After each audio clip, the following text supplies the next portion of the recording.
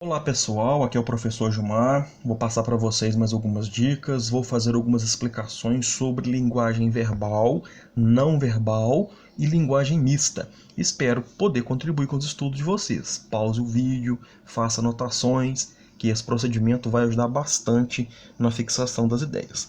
Coloquei inicialmente aí uma definição, a linguagem verbal e não verbal. A linguagem verbal é aquela expressa por meio de palavras escritas ou falada, ou seja, é a linguagem verbalizada. Quando eu falo com alguém, eu converso com alguém, ou eu escrevo, um texto utilizando das palavras, eu estou utilizando a linguagem verbal.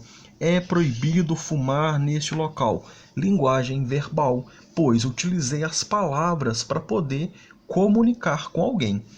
Quando eu utilizo um símbolo, um desenho, eu estou utilizando a linguagem não verbal. Por quê? Só de olhar esse desenho, as pessoas já vão entender que é proibido fumar naquele local. Então, ou seja, houve comunicação, houve entendimento, Porém, eu não precisei utilizar palavras e nem precisei utilizar a fala, somente com o símbolo, somente com o desenho, já houve a comunicação. Então, aqui é um exemplo de linguagem verbal e aqui é um exemplo de linguagem não verbal, ok? Então, sugiro que você pause, anote, tá? Para poder fixar bem. E eu coloquei mais aqui mais algumas anotações, ó. A linguagem não verbal utiliza dos signos visuais para ser efetivada. Por exemplo, as imagens nas placas e as cores na sinalização de trânsito.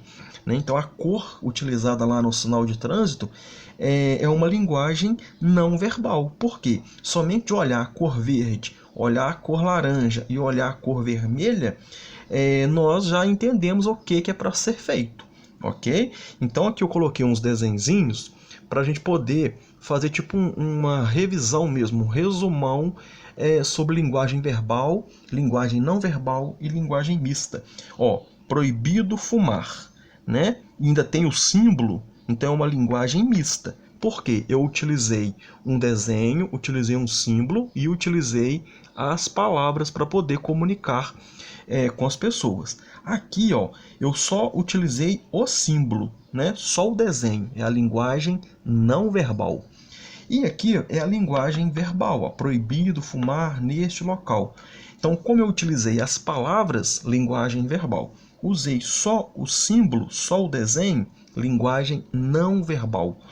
Usei os dois, símbolo e as palavras, linguagem mista, ok? Então, pessoal, é uma revisão, um assunto que eu já trabalhei com vocês, espero ter contribuído. Pause, anotem, dúvidas, deixem nos comentários. E até o próximo, se Deus quiser.